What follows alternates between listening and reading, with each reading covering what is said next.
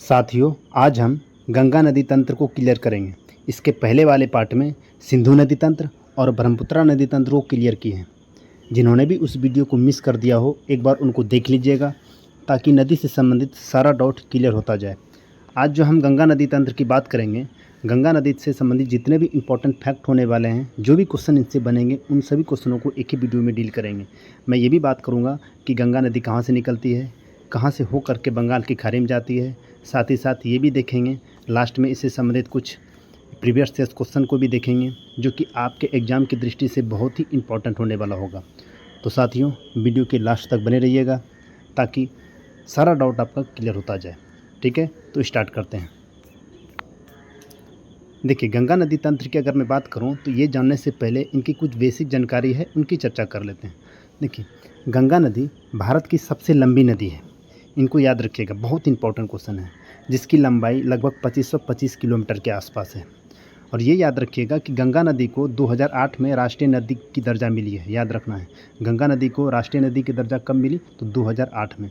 और डॉल्फिन जो है, जो कि गंगा में पाई जाती है, गंगा डॉल्फिन, इसको जलीय जीव की दर्जा 2009 में मिली है। ठीक है, बहुत इंपॉर्टेंट क्वेश्चन है, इनको याद रखिएगा। साथ ही साथ ये जो गंगा नदी है, 2 देशों से गुजरती है, एक भारत, दूसरा बांग्लादेश। कितने देशों से गुजरती है? 2 देशों से। कौन कौन? भारत और बांग्लादेश। यदि राज्य की बात कही जाए तो गंगा नदी भारत के 5 राज्यों से गुजरती है। पहला हो जाएगा उत्तराखंड, दूसरा उत्तर प्रदेश, फिर बिहार, झारखंड के उत्तरी हिस्सा, फिर बंगाल। यानी गंगा नदी भारत के 5 राज्यों से गुजरती है, उत्तराखंड से निकलती है और बंगाल से होकर के लास्ट में बंगाल की खाड़ी में चली जाती है। ठीक है, गंगा नदी की एक सबसे महत्वपूर्ण विशेषता ये है कि वह स्वतः ही स्वच्छ होने वाली नदी है, अर्थात अपनी पानी को वह स्वतः स्वच्छ कर लेती है। आपने कभी सोचा कि गंगा नदी का पानी कभी ख़राब क्यों नहीं होता है? देखिए, ख़राब नहीं होने का सबसे बड़ा रीज़न ये है कि इसके अंतर्गत जो है एक वायरस पाया जाता है, जिसको बैक्टीरियोफेज कहा जाता है। बैक्टीरियोफेज नामक वायरस क्या करते हैं, उस पानी में जितने भी हानिकारक जीवाणु पनपते हैं, पनपने से पहले ही उसको नष्ट कर देता है, अर्थात हानिकारक जीवाणु को वो नष्ट करने का काम करता है, जिस वजह से गंगा का पानी क्या होता है, कभी ख़राब नहीं होता है। ठीक है, तो चलिए, ये थी इनकी बेसिक जानकारी। साथियों, अब हम गंगा नदी को डायग्राम के माध्यम से समझेंगे और यह देखेंगे कि गंगा नदी कहाँ से निकल रही है। सबसे पहले बहुत सारे भाइयों के मन में एक ही डाउट है कि गंगा नदी का जो उद्गम स्थल है वो गंगोत्री हिमालय के गौमुख से है। सत्य तो कुछ और है। सत्य ये है कि इतने सारी नदियों के पैटर्न से, अर्थात इतने सारी नदियाँ मिल करके गंगा नदी का निर्माण कर रही हैं। वो कैसे? वीडियो के लास्ट तक बने रहिए, आपको सब चीज़ अच्छे से समझ में आ जाएगा। देखिए, इधर से भागीरथी नदी आती हैं और इधर से अलकनंदा। ये दोनों जब देव प्रयाग में मिल जाती हैं तब जाके गंगा का निर्माण होता है। एक शब्दों में समझ लीजिए, भागीरथी नदी और अलकनंदा नदी जब देव प्रयाग में आपस में मिलते हैं तब यहाँ से एक नई नदी का निर्माण होता है, जिसे हम गंगा नदी कहते हैं। क्लियर है? क्लियर हो गया? अब यहाँ हम ये समझेंगे ये सारी नदियाँ जो है निकलती कहाँ से है, क्योंकि ये तो आप समझ गए कि भागीरथी और अलकनंदा के संगम से गंगा नदी का निर्माण हो रहा है, अर्थात भागीरथी और अलकनंदा देव प्रयाग में आपस में मिल करके गंगा नदी का निर्माण करते हैं। तो हम देखेंगे ये भागीरथी नदी निकलती कहाँ से।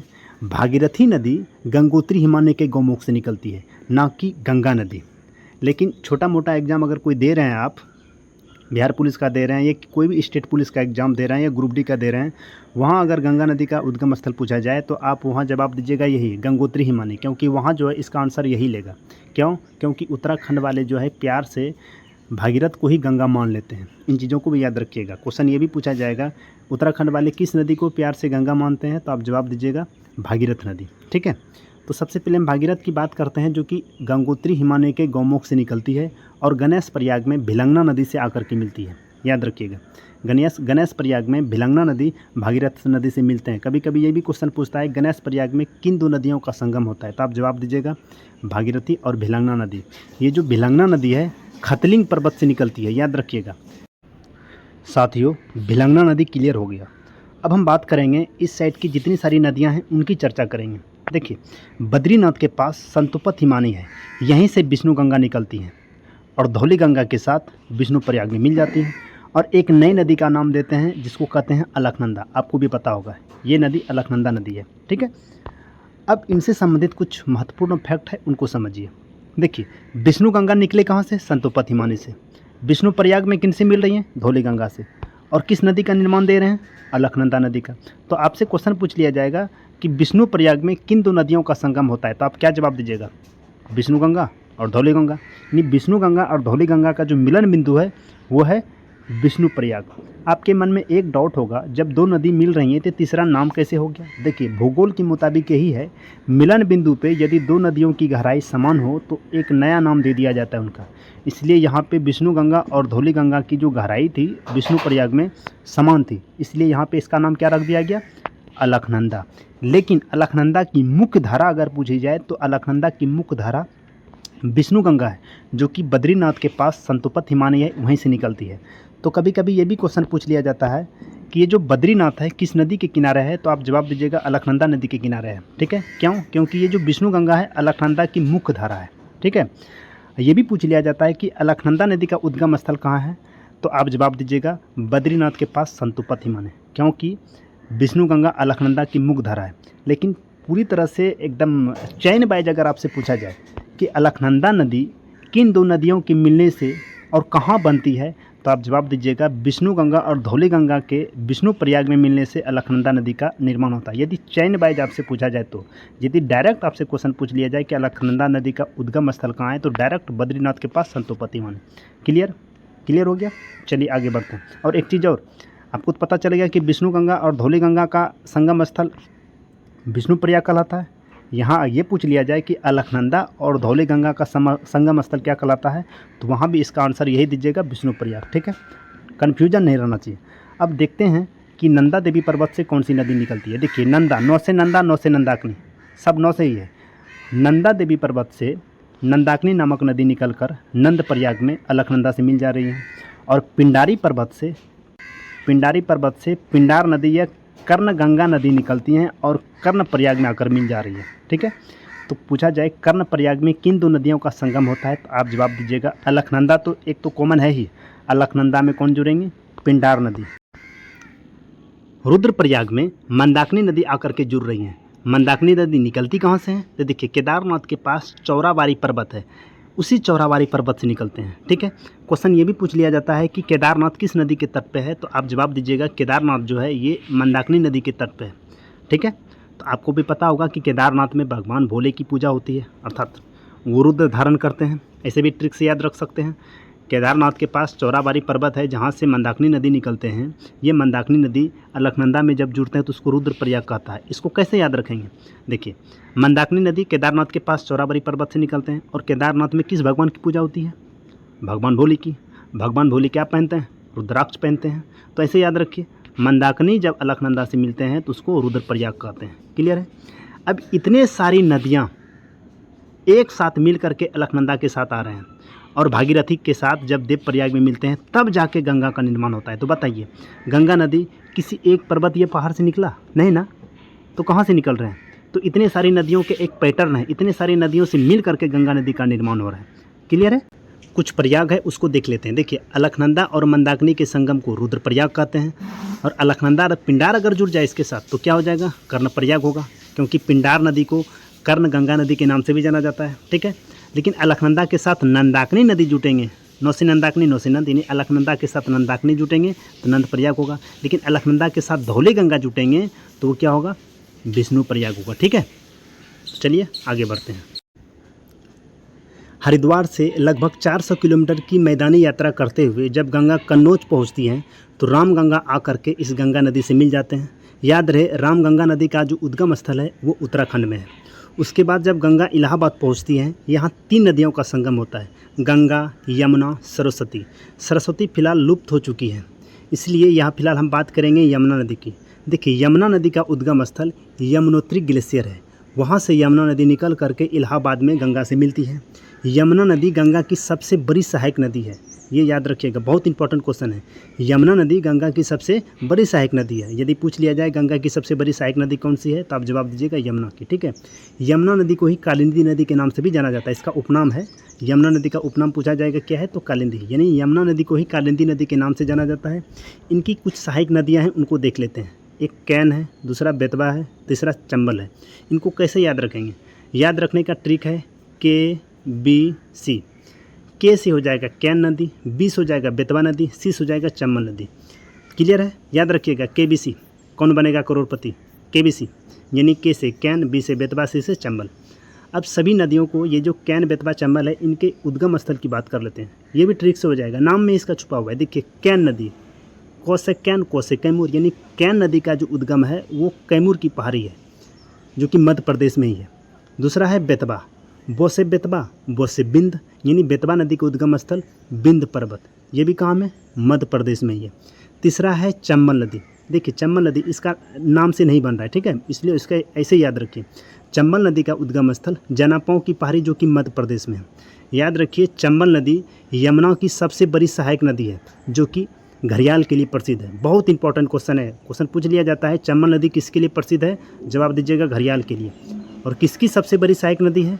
तो चंबल नदी जो है यमुना की सबसे बड़ी सहायक नदी है जो जनापाओं पहाड़ के इंदौर से निकलती है, ठीक है। तो चलिए आगे बढ़ते हैं। जब गंगा नदी इलाहाबाद के बाद गाजीपुर पहुंचती है तो यहाँ इनसे आकर के गोमती नदी मिलती है। याद रखिएगा गोमती नदी के किनारे लखनऊ शहर बसा हुआ है जो कि क्वेश्चन पूछा जाता है। गाजीपुर के पास गोमती नदी आकर के मिल जाते हैं और गोमती नदी गंगा की एकलौती ऐसी नदी है जो किसी समतलीय क्षेत्र से निकलती है, अर्थात किसी झील से निकलती है। बहुत इंपॉर्टेंट क्वेश्चन है, पूछ लिया जाएगा गंगा की कौन सी ऐसी सहायक नदी है जो कि किसी झील या समतलीय क्षेत्र से निकलती है? तो आप जवाब दीजिएगा गोमती नदी। गोमती नदी फुलहर झील से निकलती है जो कि उत्तर प्रदेश के पीलीभीत में है, ठीक है। आगे बढ़ते हैं। उसके बाद जब गंगा छपरा पहुंचती है तो इससे आकर के घघरा नदी मिलती है। ये घघरा नदी का निर्माण कैसे हुआ? देखिए दो नदी है, एक काली दूसरी करनाली, दोनों नदी नेपाल से आती है। काली नदी जब भारत पहुंचती हैं, भारत में प्रवेश करती हैं तो उसको सरदा के नाम से जाना जाता है। जब करनाली भारत में प्रवेश करती हैं तो उसको घघरा के नाम से जाना जाता है। जब ये दोनों नदियां आपस में मिल जाती हैं तो घघरा के नाम से आगे बढ़ती हैं। क्यों? क्योंकि घघरा नदी की जो गहराई है अधिक, भूगोल के हिसाब से यही है, जिस नदी की गहराई अधिक होगी उसी के नाम से नदी आगे बढ़ेगी। तो घघरा नदी की गहराई अधिक होने के कारण ये नदी आगे घघरा के नाम से बढ़ रही है, ठीक है। तो आगे बढ़ते हैं। देखिए सोन नदी का उद्गम स्थल अमरकंटक की पहाड़ी है। अमरकंटक की पहाड़ी से सोन नदी निकलकर पटना में जाकर के गंगा से मिल जाती है। अब आपसे क्वेश्चन पूछ लिया जाए पटना में किन दो नदियों का मिलन होता है? तो आप जवाब दीजिएगा एक गंगा दूसरा सोन, यानी गंगा और सोन का मिलन स्थल जो है वो पटना में, ठीक है। अब हम बात करेंगे गंडक और कोसी की। दोनों नदियाँ नेपाल से आती हैं। गंडक जो है सोनपुर में आकर के गंगा से मिल जाती हैं। तो कोसी जिसे बिहार का शोक कहा जाता है, सबसे ज़्यादा रास्ता बदलने में अगर कोई माहिर है खास करके बिहार में तो ये है कोसी, सबसे ज़्यादा, जिसकी वजह से बहुत सारे नुकसान हो जाते हैं, बहुत सारा का घर टूट फूट जाता है। क्यों? ये अपना रास्ता बदल लेते हैं, अभी इस रास्ते आ रहे हैं, कभी कभी इस रास्ते से आ जाएंगे, तो इस वजह से बिहार का इसको शोक कहा जाता है। ये कुर्सेला में जाकर के, जो कि कटिहार डिस्ट्रिक्ट में है कुर्सेला में जाकर के ये कोसी नदी मिल जाते हैं, ठीक है। और उसके बाद गंगा की सबसे अंतिम सहायक नदी है महानंदा, जो कि दार्जिलिंग से निकलते हैं। याद रहे गंगा की सबसे अंतिम सहायक नदी महानंदा है जो कि दार्जिलिंग से निकलते हैं और फरक्का बैराज में गंगा से मिल जाते हैं। ये इसलिए गंगा की सबसे अंतिम सहायक नदी हुई क्योंकि यहाँ के बाद गंगा का नाम गंगा नहीं रह करके हुगली रह जाता है। याद रहे फरक्का बैराज के बाद गंगा का नाम गंगा न रह करके हुगली रह जाता है। हालांकि है गंगा ही, लेकिन उसका नाम चेंज हो जाता है। बंगाल वाले इसको हुगली के नाम से जानते हैं, ठीक है। तो याद रखिएगा गंगा नदी का अंतिम सहायक नदी महानंदा है जो कि दार्जिलिंग से निकल करके फरक्का बैराज में मिलते हैं। यहाँ के बाद गंगा नदी का नाम चेंज हो जाता है, इधर इसको हुगली के नाम से जाना जाता है। हुगली की एक सहायक नदी है जिसको दामोदर नदी के नाम से जानते हैं, जो छोटा नागपुर पठार से निकलता है, ठीक है। याद रहे दामोदर नदी को बंगाल का शोक कहा जाता है। जिस तरह बिहार में कोसी नदी रास्ता बदलने में माहिर थी, उसी तरह ये दामोदर नदी भी जो है ना बंगाल में बहुत रास्ता बदलते हैं, इसलिए बंगाल का शोक दामोदर नदी को कहा जाता है, ठीक है। आगे हम बात करेंगे बांग्लादेश में गंगा नदी को किसके नाम से जानते हैं, क्या प्रोसेस है, उनकी चर्चा कर लेते हैं। देखिए जब बांग्लादेश गंगा नदी पहुंचती है तो उसको वहाँ पद्मा के नाम से जाना जाता है, और ब्रह्मपुत्रा जब बांग्लादेश में प्रवेश करती है तो इसको जमुना कहा जाता है। और एक मेघना नाम करके नदी है जो कि बांग्लादेश में ही है, ये नदी जा कर के इनसे मिल जाती है। इन तीनों का संगम क्या कहलाता है? मेघना कहलाता है। कभी कभी ऐसे भी क्वेश्चन पूछ लिया जाएगा गंगा और ब्रह्मपुत्रा की संयुक्त जल धारा को क्या कहते हैं? तो आप जवाब दीजिएगा मेघमा, ठीक है। गंगा और ब्रह्मपुत्रा की संयुक्त जलधारा को मेघना कहते हैं। या तीनों को ऐसे पूछ लिया जाए पद्मा, जमुना, मेघना, यानी गंगा, ब्रह्मपुत्र, मेघना के संयुक्त धारा को क्या कहते हैं? मेघना कहते हैं। और उसके बाद जा करके ये सुंदरबन में डेल्टा का निर्माण करते हैं, ठीक है। तो चलिए अब कुछ प्रीवियस ईयर्स क्वेश्चन को भी देख लेते हैं। उससे पहले कुछ महत्वपूर्ण तथ्य है उनको देख लेते हैं। देखिए कहता है कि अलकनंदा और भागीरथी के संगम को क्या कहते हैं? आपको पता ही है देवप्रयाग में अलकनंदा और भागीरथी का संगम होता है, वहाँ से गंगा नदी निकलते हैं, तो क्या हो जाएगा गंगा। कह रहा है गंगा की पहली सहायक नदी कौन सी होगी, तो देखिए गंगा की पहली सहायक नदी कौन सी होगी, रामगंगा होगी, जो कि कन्नौज में आकर के मिलती थी। ठीक है, इसका उद्गम स्थल उत्तराखंड है, याद रखिएगा। ठीक है, अगला है कि गंगा की आखिरी सहायक नदी कौन सी है। अभी तुरंत मैंने आपको बताया कि गंगा की जो आखिरी सहायक नदी है वो महानंदा नदी है, जो कि दार्जिलिंग से निकलती है। फिर कह रहा है गंगा की सबसे लंबी सहायक नदी कौन सी है। देखिए बताया था गंगा की जो सबसे लंबी सहायक नदी है वो यमुना है, जिसको कालिंदी नदी के नाम से भी जानते हैं, जो कि यमुनोत्री ग्लेशियर से निकलते हैं और इलाहाबाद में जाकर के गंगा से मिल जाते हैं। ठीक है, अगला देखिए गंगा नदी कहाँ से मैदानी क्षेत्र में प्रवेश करते हैं।